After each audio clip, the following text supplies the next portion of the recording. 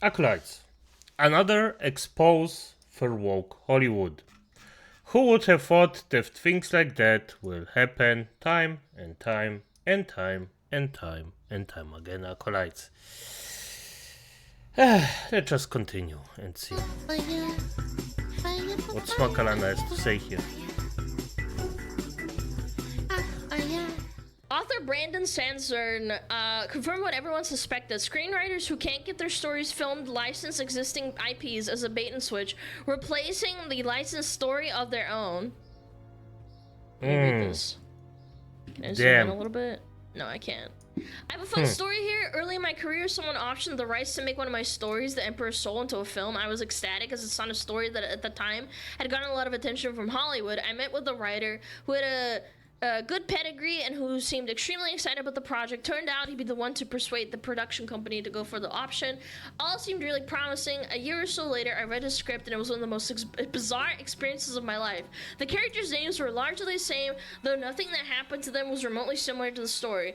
Emperor's Soul is a small-scale character drama that takes place largely in one room, with discussions of the nature of art between two characters who approach the idea differently. The screenplay detailed an expansive fantasy epic with a new love interest for the main character, a pirate captain. They globe-trotted, they fought monsters, they explored a world largely unrelated to mine, save for a few words here and there. It was then I realized what was going on. Hollywood doesn't buy spec script, original ideas, from screenwriters very often, and they never buy spec scripts that are epic fantasy. Those are too big, too expensive, and too daunting. They are the sorts of stories where the producers' executives need the proof of an established book series to justify the production. So this writer never had a chance to tell his own epic fantasy story, though he wanted to. Instead, he found a popular story that nobody had snatched up and used as a means to tell the story he'd always wanted to tell because he'd never otherwise have a chance of getting it made. I'm convinced this is part of the issue with some of these adaptation screenwriters and directors are creative. They want to tell their own stories, but it's also almost impossible to get those made in things like the fantasy genre unless there's a huge established name like Cameron. I'm not saying they all do this deliberately as that screenwriter did for my work, but I think it's an unconscious influence. Anyway, start with long blah blah blah blah. Okay, so long story short, Hollywood is killing people's creativity. Not even any news. I am not surprised in the slightest. Yeah. By the way, so we can start out by pointing out the obvious. This is, like, anecdotal. However, it does seem really plausible. I think the disconnect is a lot of people read this and then think about big movie examples like, I don't know, Star Wars, or most recently, the Lilo and Stitch movie. But Lilo and Stitch... Yeah, the Lilo and Stitch thing. Special case, very special case. I'm gonna say this. It's okay, fair enough. Which actually did mostly follow the script of the original movie. So Yeah. the difference is with big established franchises, they're not buying up scripts and then swapping it with their own story. What they're doing is having these activist directors and writers and like screenwriters that want to leave their mark on a popular story and then often put it in there under the guise of like fixing it because there was something wrong with it. Well, I'm putting this in parentheses. Yeah, you can't see please, it, thank you. Thank you. There is nothing wrong with those effing or most of the stories. Let's just be honest here. And just... they're fucking shit up just because they have zero self-fucking fantasy or self-anything. They cannot create anything themselves. They cannot do anything freaking creative. They cannot do anything, well, to just be something special.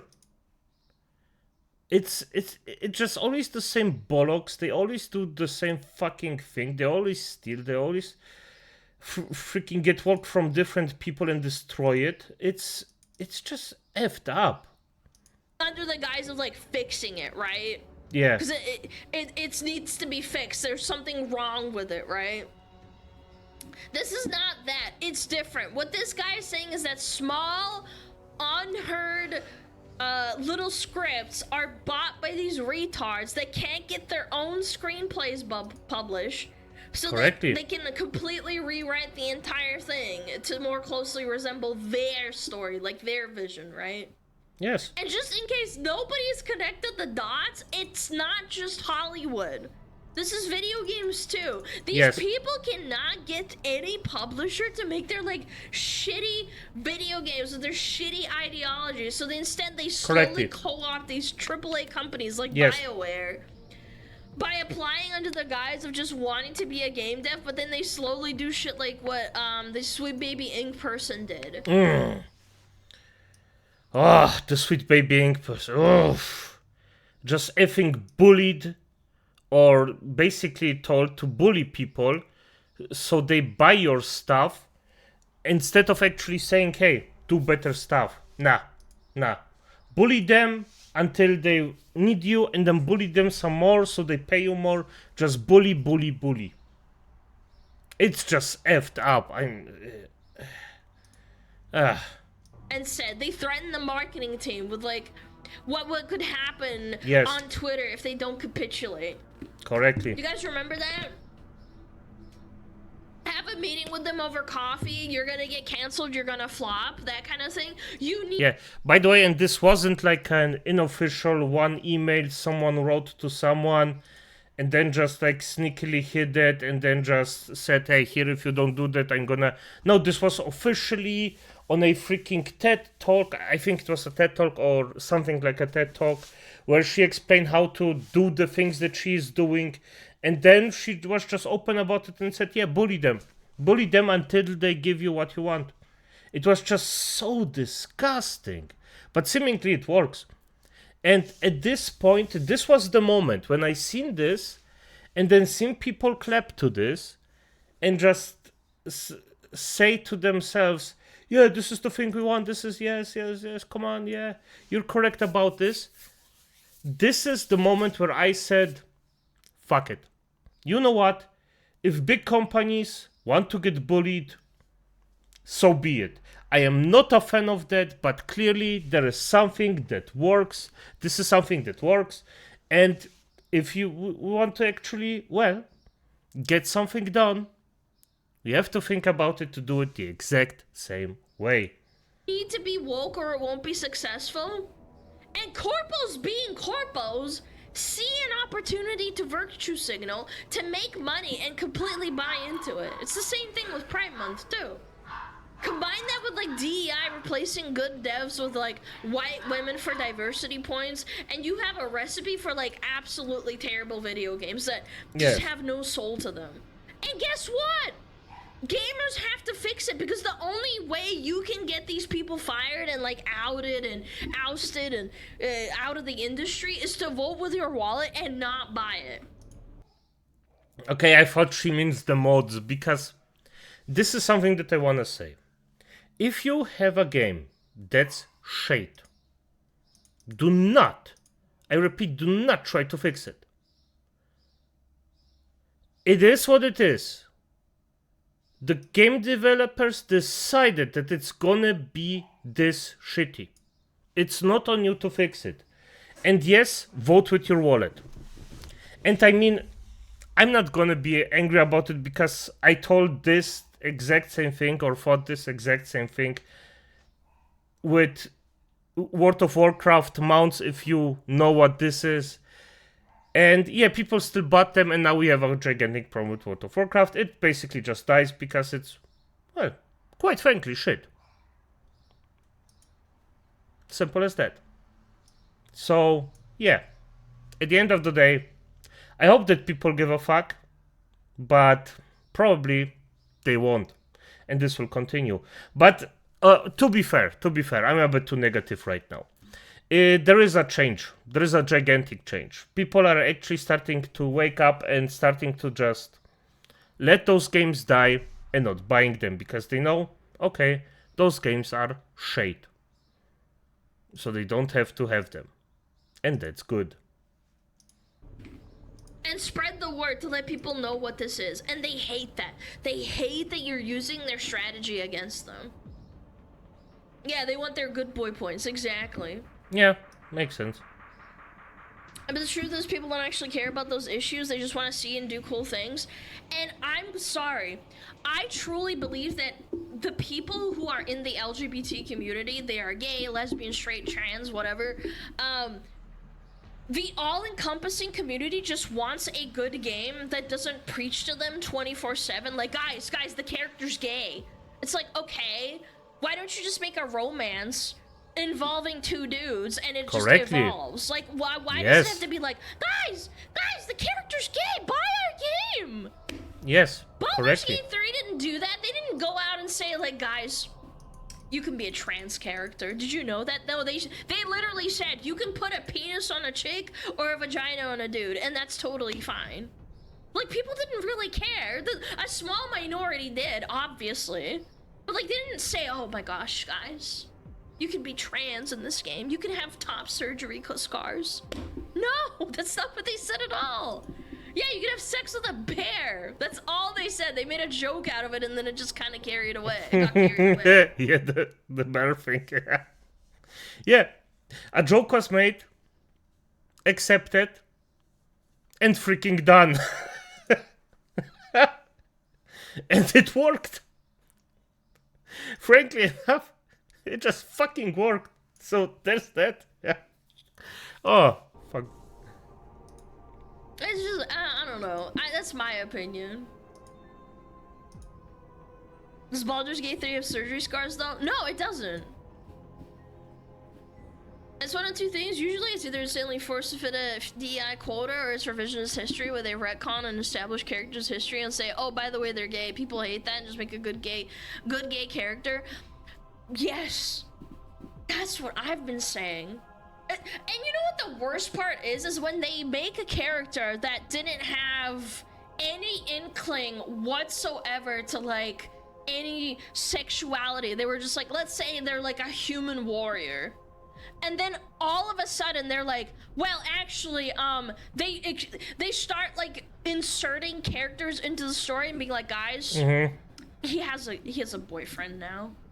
Guys, it's just like, you know, like, we didn't really have that option in the past, but now he has, yes, so now he's actually gay. It's like, that's not how real life works. Correctly. Didn't need to know. Or if you want to write that in, then make it like a normal story. It doesn't have to be ham-fisted down your throat. Exactly. So like what Overwatch did with Soldier 76. Yeah, pretty much. Or what was the other character? I think they also said that who's the guy? Reaper. Yeah, didn't they say they also made him like retroactively gay or something? No, not Tracer, Reaper. They're like, actually, yes. Yeah, Yes, I think it was also Reaper, yes. gay-G. The real gay character was you all along, dear reader. Reaper's gay? I think so. Like, they made like a subtle comic about it or something. I can't remember. Wasn't like Reaper Soldier were a couple? I'm actually gonna look it up. I might be muddling it a little bit because it's been like legit. Yeah, the thing is that's irrelevant who it was. The fact of the matter is, there was a thing where they made two characters, or it was even way more than that. I don't even think it was just two characters. There were way more that actually suddenly became like LGBT, gay or something like that. And not just that, but also the LGBTQ stuff. And what I see as an LGBTQ, this group is terrible. Not the people behind it, not the people that are actually gay. I do not care about that. Honestly. But the group itself, very toxic. Extremely toxic.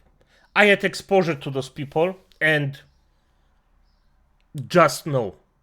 Just effing no. Especially if it comes to kids. Never ever let people like that even go near children. It's just...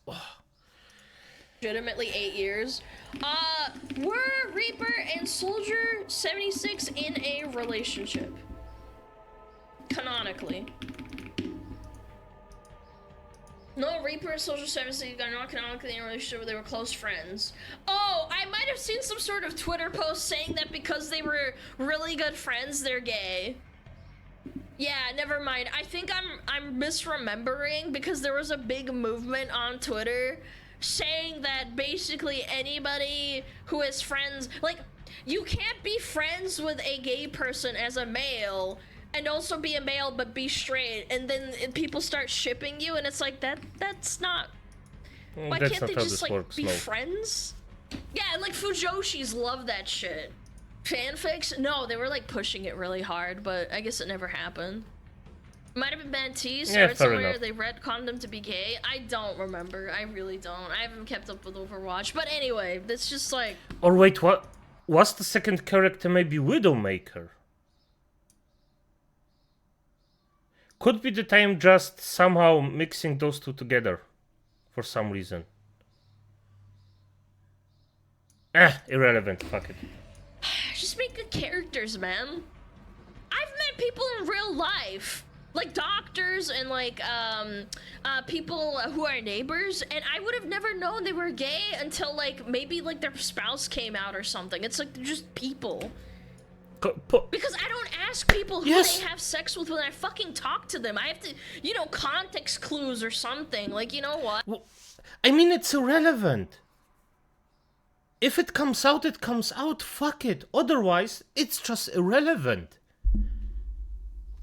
You know what the most... Like, most of those people, they just want peace. And you know who else wants peace? Every fucking one else in this world. They just want to do their stuff and be fine. Not be judged about it. Just do their stuff. Make what they do and be fine with it. And that people just let them be. And you know what? I support that.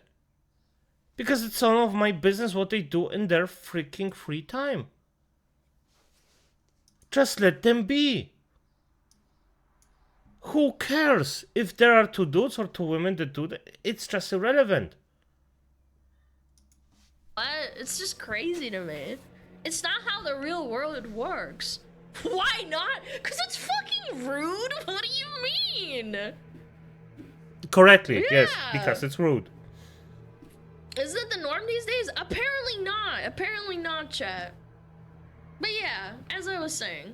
Hi, I'm the doctor. Blah, blah, blah. I'm also gay and proud. Let's then take a look at your moldy brain, Alana. Exactly. Yeah, exactly. My pronouns are butt self. Me. Sorry, I'm just reading chat and it's just hurt. Okay, my pronouns are butt. Okay, my pronouns are butt stuff. I don't know. It's my brain. Okay, fair enough. I mean, she's correct. There is a lot of thinking, and people just don't realize that gay people are actually also just people that want to be left alone. Most of the time, it's that simple. There isn't any, I don't know, message behind it. They don't need people being on their asses all the time. It's just they want to live their life, and that's all. And they want to live their life in peace. And chitter chat with you sometimes. Find friends. Find work. Like normal effing human beings. I just don't understand why people don't understand this. Just treat them normal and the thing will be fine. And everyone will be fine. It's honestly nothing special, to be quite frank with you. People just want peace. Point. There is honestly nothing more to it. And... Okay, I'm going out on a tangent right now. Acolytes, as it is, good night.